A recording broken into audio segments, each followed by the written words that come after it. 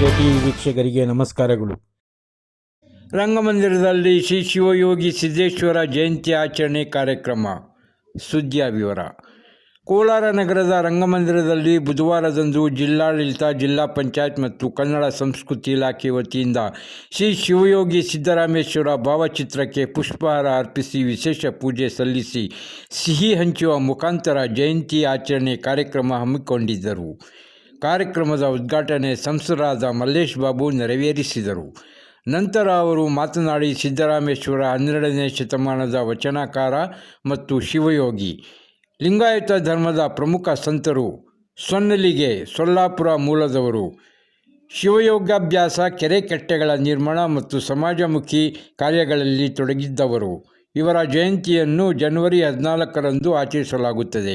ಶ್ರೀ ಸಿದ್ದೇಶ್ವರ ಸ್ವಾಮಿಯವರು ಸರಳವಾದ ಸ್ಫೂರ್ತಿದಾಯಕ ಜೀವನ ಶೈಲಿಯನ್ನು ಹೊಂದಿದ್ದಾರೆ. ತತ್ವಜ್ಞಾನಿ, ಆಲೋಚಕ ಸ್ವಾಮೀಜಿ ಪ್ರಪಂಚಾದ್ಯಂತ ಆಧ್ಯಾತ್ಮಿಕ ಪ್ರವಚನಗಳನ್ನು ವಿತರಿಸಿದ್ದಾರೆ. ಅವರು ತತ್ವಶಾಸ್ತ್ರದಲ್ಲಿ ಸ್ನಾತಕೋತ್ತರ ಪದವಿ ಪಡೆದಿದ್ದಾರೆ.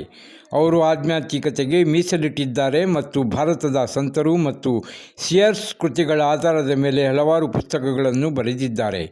ಶಾಸಕ ಕೊತ್ತೂರು ಮಂಜುನಾಥ್ ಅವರು ಮಾತನಾಡಿ, ಶ್ರೀ ಸಿದ್ದರಾಮೇಶ್ವರ ಸ್ವಾಮಿ ಅವರು ವೇದಾಂತ, ಗೀತಾ, ಯೋಗ ಸ್ತೋತ್ರ, ವಚನಗಳ ಕುರಿತಾದ ಶ್ರೀ ಸ್ವಾಮಿಯವರ ಉಪನ್ಯಾಸಗಳು ಅವುಗಳ ಮೂಲತೆ, ಚಿಂತನೆ, ಅಭಿವೃದ್ಧಿ ಮತ್ತು ಚಿಂತನೆಗಾಗಿ ಹೆಸರುವಾಸಿಯಾಗಿದೆ. ಶ್ರೀ ಸ್ವಾಮೀಜಿಯವರು ತಮ್ಮ ಪಂತಜಿಯವರ ಪತಂಜಲಿಯ ಯೋಗ ತಾತ್ರವನ್ನು ಮಹಾನ್ ಪೂರ್ಣ ಪಾಂಡಿತ್ಯದೊಂದಿಗೆ ಸಂಪಾದಿಸಿದ್ದಾರೆ. ಅವರು ಸಮಾಜದ ಬದಲಾವಣೆಗೆ ಶ್ರಮಿಸಿದರು. ಅವರಂತೆಯೇ ನೀವು ಸಹ ಸಮಾಜದ ಬದಲಾವಣೆ ಮಾಡಬೇಕು. ಚುನಾವಣೆ ಸಮಯ ಬಂದಾಗ ಆ ಪಕ್ಷ ಈ ಪಕ್ಷ ಅಂತ ಜಗಳ ಮಾಡೋಣ. ಚುನಾವಣೆ ನಂತರ ಎಲ್ಲರೂ ಒಗ್ಗಟ್ಟಾಗಿ ಕೆಲಸ ಮಾಡೋಣ. ಇವತ್ತಿನ ಈ ಕಾರ್ಯಕ್ರಮಕ್ಕೆ ಇನ್ನಷ್ಟು ನಾಯಕರು ಬರಬೇಕಿತ್ತು, ಆದರೆ ಬರಲಿಲ್ಲ ಎಂದರು. ವರದಿ ಪರ್ವೀಜ್ ಅಹಮದ್. ರಿಲೇಷನ್ಶಿಪ್ ಪೌರ ಕಾರ್ಮಿಕರಿಗೆ ಮತ್ತು ಇನ್ಸ್ಟಿಟ್ಯೂಟ್ಸ್ಗೆ ಒಳ್ಳೆಯದಾಗುತ್ತೆ.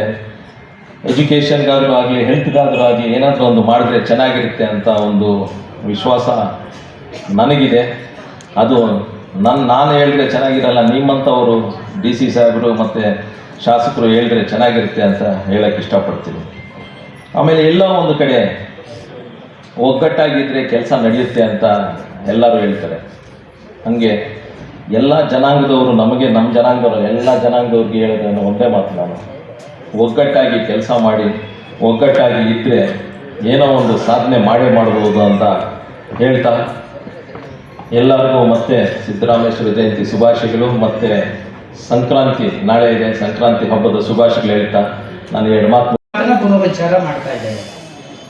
ಅಂದರೆ ಯಾರು ಶೋಷಣೆಗೆ ಒಳಗಾಗಿರ್ತಾರೆ, ಸಮಾಜದ ಶ್ರೇಣೀಕೃತ ಈ ಸಮಾಜದಲ್ಲಿ ಕೆಳ ಒಂದು ವ್ಯವಸ್ಥೆಯಲ್ಲಿ ಇರ್ತಾರೆ, ತಳವರ್ಗದ ಸಮಾಜದ ಜನಗಳಾಗಿರ್ತಾರೆ, ಅಂಥವರ ಬೇಕು ಬೇಡಗಳನ್ನು ಇವತ್ತು ಸರ್ಕಾರ ಅದಕ್ಕೆ ವಿಶೇಷವಾದ ಒಂದು ಮಹತ್ವವನ್ನು ಕೊಡ್ತಾ ಇದೆ. ಅದನ್ನು ಗಮನಿಸಬೇಕು. ಇವತ್ತು ಈ ಭೋವಿ ಸಮಾಜದವರು ಕೇವಲ ಈ ಒಂದು ಜಿಲ್ಲೆಯಲ್ಲಿ ಮಾತ್ರ ಅಲ್ಲ, ಹೆಚ್ಚಿನ ಸಂಖ್ಯೆಯಲ್ಲಿದ್ದಾರೆ. ಬಟ್ ಬೇರೆ ಬೇರೆ ಜಿಲ್ಲೆಗಳಲ್ಲೂ ಕೂಡ ಅವರು ತಮ್ಮ ಕುಲ ಕಸುಬನ್ನು ಬಿಟ್ಟು ಆಚೆ ಕಡೆ ಯೋಚನೆ ಮಾಡುವಂಥ ಪ್ರಯತ್ನಗಳನ್ನು ಮಾಡ್ತಾ ಇದ್ದಾರೆ. ಇವತ್ತಿನ ಈ ಜಯಂತಿಯ ಬಹಳ ಪ್ರಮುಖವಾದ ಉದ್ದೇಶ ನನಗನ್ಸುತ್ತೆ ಅದು ಆಗಬೇಕು. ನಿಜ, ಯಾವುದೋ ಕಾಲದಲ್ಲಿ ನಾವು ಒಂದು ಕಸಬನ್ನು ನಾವು ಮಾಡಬೇಕಾಗಿತ್ತು, ಮಾಡ್ತಾ ಇದ್ದೀವಿ. ಆದರೆ ದುರಂತ ಏನಪ್ಪ ಅಂದರೆ ಈ ದೇಶದಲ್ಲಿ ನಾನು ಮಾಡಿದ ಕಸಬನ್ನು ಆಧರಿಸ್ಕೊಂಡು ಜಾತಿಗಳು ಕಟ್ಕೊಂಡು ಆ ಜಾತಿ ವ್ಯವಸ್ಥೆ ಒಳಗಡೆ ನಾನು ಬೆಳೆದಿರುವಾಗೆ ಚೌಕಟ್ಟು ಹಾಕಿ ಮಾನಸಿಕವಾಗಿ ನನ್ನನ್ನು ಗುಲಾಮನಾಗಿ ಮಾಡೋ ಕೆಲಸವನ್ನು ಶತಮಾನಗಳಿಂದ ಮಾಡ್ತಾ ಬಂದುಬಿಟ್ರು.